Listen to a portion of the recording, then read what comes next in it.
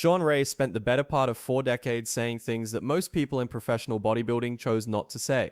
He was not reckless about it, and he was not motivated by bitterness. He operated from a conviction that accuracy mattered more than diplomacy, a position that earned him both genuine respect and lasting animosity within the sport. For decades, Ray said publicly what other competitors kept to themselves. He questioned judging decisions. He challenged the reputations of champions. He spoke critically on podcasts long after most retired athletes had moved on to quieter pursuits. Over time, a specific group of names surfaced. Bodybuilders with whom Ray had conflicts that went beyond ordinary competitive rivalry. 5 of those relationships stand out. Some originated on the Olympia stage. Others developed over years of personal friction, public criticism, and professional disagreement. Together, they offer a reasonably clear picture of who Shawn Ray was, and what professional bodybuilding looked like from the inside during its most prominent era. To understand these conflicts, it helps to establish Ray's competitive record. Ray turned professional in 1989 and quickly became recognized as one of the most structurally complete bodybuilders the sport had produced. His physique was not defined by extreme mass. It was defined by proportion, symmetry, and a level of conditioning that few competitors matched consistently. He competed at the Mr. Olympia 13 times. After his debut year, he never finished outside the top 5. He placed second in 1992, and again in 2001, and finished in the top 3 on several additional occasions. He won the Arnold Classic twice, in 1990 and 2001, which at that time ranked as the second most prestigious title in professional bodybuilding. He was later inducted into the IFBB Hall of Fame. By competitive standards, Ray's career was among the most successful of his generation. He never won the Olympia. In a career of that length and consistency, that fact carried weight, finishing second repeatedly. While watching competitors he considered less complete or less aesthetically refined take the title, shaped how Ray understood the sport and the people who judged it. After retiring from competition, Ray became a prominent media presence. He worked as a commentator and analyst, and became a frequent podcast guest known for stating critical positions without hesitation. He did not require prompting to offer a controversial opinion. The bodybuilding community, which has a complicated relationship with transparency, did not always respond well to someone willing to say directly what others preferred to leave unsaid. That background explains the conflicts that follow, and why they persisted long after the competitions that sparked them had ended. First on our list is Phil Heath. Phil Heath arrived in professional bodybuilding with a confidence that recalled the competitive edge of Shawn Ray in his prime. He was genuinely gifted, perhaps unfairly so. His genetics were exceptional. Balanced structure, full muscle bellies, and conditioning that was nearly immaculate throughout his peak years. He won the Mr. Olympia in 2011 and continued winning year after year until he had accumulated 7 consecutive titles, matching Arnold Schwarzenegger's record and establishing himself as one of the greatest competitors the sport has ever seen. Shawn Ray made no effort to conceal his displeasure. The friction between the two men developed gradually, and by the time it became fully public, it carried several distinct dimensions. There was the competitive aspect. Heath had accomplished the one thing Ray never managed, and had done so 7 times over. There was the aesthetic argument. Ray maintained that Heath's physique, particularly in the later years of his run, had shifted toward a blocky, thick-waisted look that abandoned the classical proportions Ray had long advocated. And there was a personal dimension that may have been the most significant. Ray had built a second career as an Olympia commentator, a role he took seriously and one that kept him connected to the sport professionally. When Heath was later brought in as a commentator as well, many in the bodybuilding community interpreted the move as a direct challenge to Ray's position. Whether the decision was deliberate or simply organizational, Ray was clearly affected by it and said as much publicly. The commentary booth situation became a visible symbol of a deeper antagonism. When Heath lost to Shawn Roden at the 2018 Olympia, ending his 7-year win streak in what many considered a contested outcome, Ray argued that Heath's era of dominance had concluded and that the sport would continue without him. Ray stated that the Olympia did not need Phil Heath to remain successful. The remark circulated widely in bodybuilding media. When Heath announced a return to competition following a period away from the stage, Ray continued his criticism. He questioned Heath's conditioning, offered pessimistic predictions about his performance, and consistently framed him as a competitor whose relevance had passed. Some of those assessments proved accurate, others did not, but the sustained nature of Ray's commentary, its consistency and sharpness went beyond standard analysis. Heath, for his part, largely declined to respond in kind. His public statements were measured and professional, which at times made Ray's criticisms appear more pointed by comparison. The relationship between the two men, whatever it had been, was clearly beyond repair. What the Heath situation reveals about Ray is something worth noting. Heath was not merely a rival. He was a competitor who possessed the same gifts Ray had, competed in an era that nominally valued Ray's aesthetic philosophy, and still achieved everything that had eluded Ray throughout his career. Ray's response to that was not admiration or detachment, but a sustained effort to qualify and diminish what Heath had built. The tension between the two men has not resolved. Opinions have not softened. The sport has moved forward. New champions have come through, and both men have substantial legacies to maintain, but the dynamic between them has not changed in any meaningful way. Next up, we have Kevin Levrone. Kevin Levrone and Shawn Ray shared more than a competitive era. For a significant portion of their careers, the two men were close competitors who moved through the same professional circles and held a degree of mutual respect that was, by the standards of elite bodybuilding, genuine. That history is precisely what made their eventual falling out more complicated. Levrone was an exceptional competitor. His combination of size, conditioning, and physical structure made him one of the most aesthetically accomplished mass athletes the sport has produced. He finished second at the Mr. Olympia 4 times and won multiple Arnold Classic and international titles. In a different competitive environment, the argument that Levrone should have held an Olympia title is a reasonable one. He left the sport in 2003 with his legacy largely intact, regarded as one of the finest competitors never to win the Olympia. A physique discussed in measured but admiring terms and debated extensively among fans. In 2016, at the age of 52, Levrone announced he was returning to competition, not in a Masters category but on the main Olympia stage against competitors who were decades younger and currently ranked among the best in the world. Ray offered his assessment directly and at length. He argued that the comeback was a serious error, not only personally for Levrone, but for the legacy he had spent 2 decades building. He stated that competing at 52 and finishing at the lower end of the Olympia lineup would undermine rather than add to what Levrone had already accomplished. He raised the possibility of injury. He predicted a placing well outside any competitive range. His position was consistent. Some legacies are best preserved through retirement, and Levrone was making an error driven by ego rather than judgment. The reaction from fans was sharply negative. Levrone's following was large and loyal, and many saw his return as a statement about dedication and the refusal to accept limitation. Ray was accused of bitterness and jealousy. The backlash was immediate. Levrone competed at the 2016 Olympia and finished 16th. He was not competitive by the standards of the professional lineup. The result was consistent with what Ray had predicted. That might have marked the end of the episode. Ray had been correct in his assessment. Levrone had competed and moved on, and the two men could have allowed the matter to recede. Ray continued to reference the comeback in interviews and in broader discussions about how athletes manage their careers and protect their legacies. The references were not cruel, but they were persistent. Over time, whatever remained of the relationship between the two men deteriorated. Levrone responded publicly, and the warmth that had once characterized their association was gone. Ray had been right about the outcome, but the manner and frequency of how he pursued that point appears to have been the final cost of what had once been a friendship.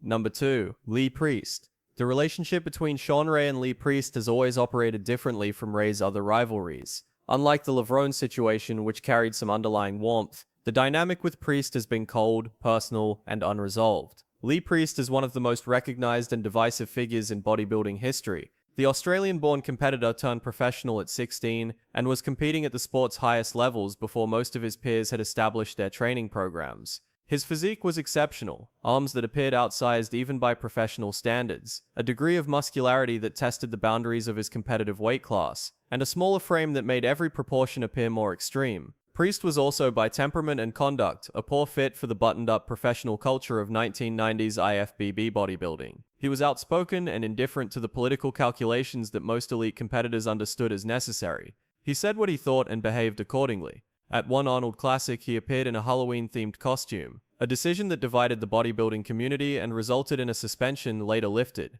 His controversies extended well beyond any single incident. Shawn Ray, who had positioned himself as the sport's standard-bearer for professionalism, found much of this personally objectionable. The feud has a long history, but its most public phase has unfolded in the social media and podcast era, where both men have had sustained platforms to express their views of each other. Priest has been direct. In multiple interviews and online exchanges, he has described Ray as a poor human being and a hypocrite, someone who presents himself as a guardian of the sport's values while behaving differently away from public view. His position has been consistent and specific, and he has made clear that his issue with Ray is not competitive or philosophical, but personal. Ray, in turn, has characterized Priest as a competitor who failed to fulfill his potential, whose conduct derailed what could have been a historically significant career, and who has spent his post-competitive years in grievance rather than contribution. The specific points of contention include Ray's public criticism of Priest's conditioning. Ray argued repeatedly that Priest arrived at competitions below his best, squandering his genetic advantages, and Priest's responses which moved quickly from disagreement to something more pointed. There are also accounts, never fully substantiated, of confrontations beyond the public record. People who have been around both men over the years have suggested that what is visible publicly reflects a more intense private animosity. Whether that is accurate or not, the public version is already notable. What distinguishes the Priest-Ray feud from others on this list is that the hostility runs equally in both directions. Most of Ray's rivalries have an asymmetry. Ray initiates, the other party responds, and Ray tends to control the tone of the exchange. With Priest, both men have been equally and consistently aggressive. These are two competitors who have concluded, separately, and apparently firmly, that they dislike each other, and that the sport provides sufficient space for both of them to keep saying so. There has been no resolution. There are no indications of one. In that sustained mutual decades-long dislike, there is at least a kind of consistency. Two men who have been candid about their feelings in a sport where public cordiality and private criticism often coexist. Ray and Priest have dispensed with the cordiality.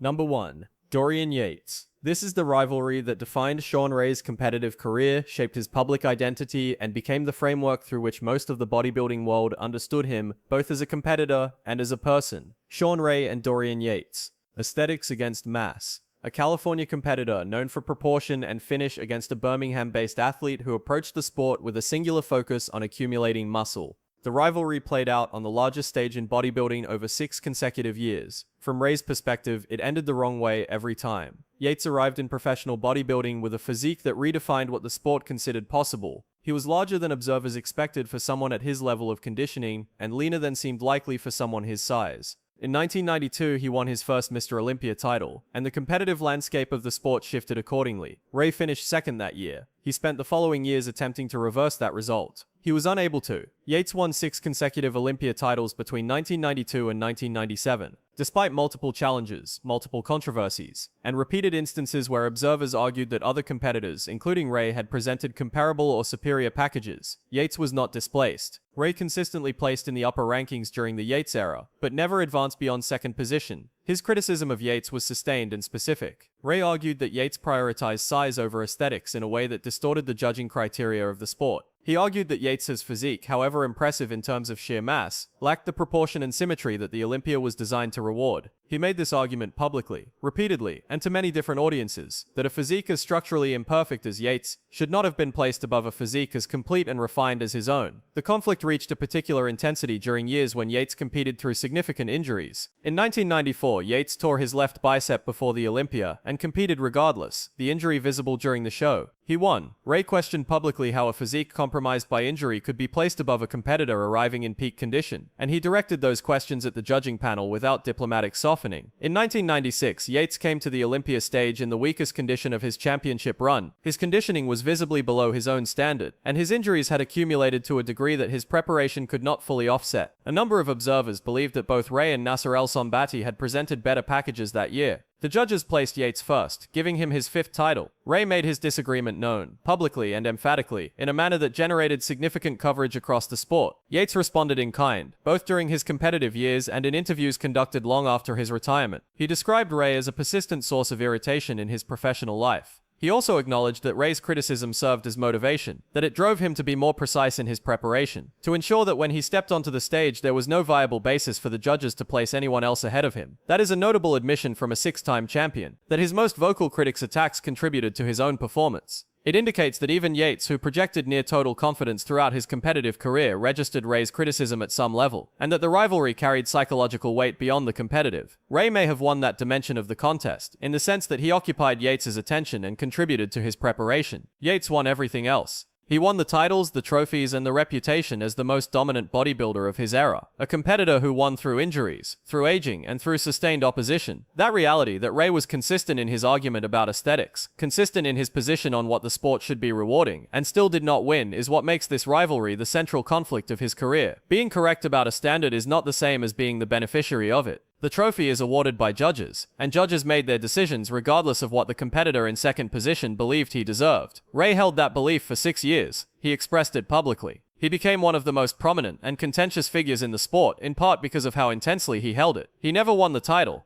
Dorian Yates remains the figure most associated with that outcome. Not because the rivalry involved any misconduct, and not because anything improper occurred, but because Yates won and Ray did not, and both men have had to carry what that means. For Yates it means 6 Sandow trophies and an unmatched period of dominance in the sport. For Ray it means something less straightforward, a career of substantial achievement, permanently framed by the one result that never went his way. Taken together, Shawn Ray's 5 most significant feuds reveal something that individual stories tend to obscure. They were not random, and they were not the product of a man who simply enjoyed conflict. They were the product of a very specific frustration. The frustration of a man who believed consistently and deeply that he was being undervalued, that the sport he dedicated his life to was failing to reward what he considered the right things, and that the men beating him or being celebrated in ways he found undeserved were symbols of that failure. Phil Heath represented the personal wound, a man who achieved everything Ray never could, using a version of the gifts Ray believed he himself possessed. Kevin Levrone represented the tension of friendship and competition, occupying the same space, a relationship that couldn't survive the collision of Ray's honesty and Levrone's legacy.